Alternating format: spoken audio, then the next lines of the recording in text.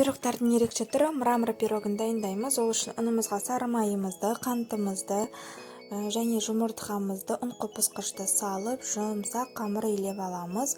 Осы дайын болған қамырды 30 минутқа холодильникке қалдырамыз. Оған дейін жемістерімізді жуып тазалап, видеода көріп тұрғандарыңыздай әдемілеп барлығын турап шығамыз. Дайын болған фруктыларға лимон суын және қантты қосып араластырамыз.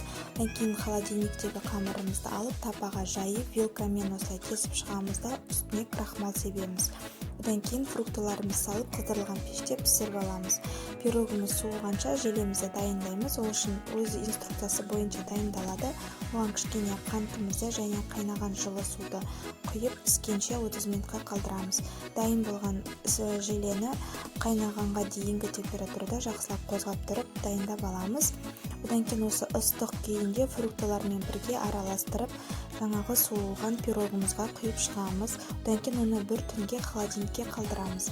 Дайын болған пирогты видеода көріп тұрғандарыңызды ұстап көрген кезде өзі батпай осындай әдемі болып тұрады. Ас болсын.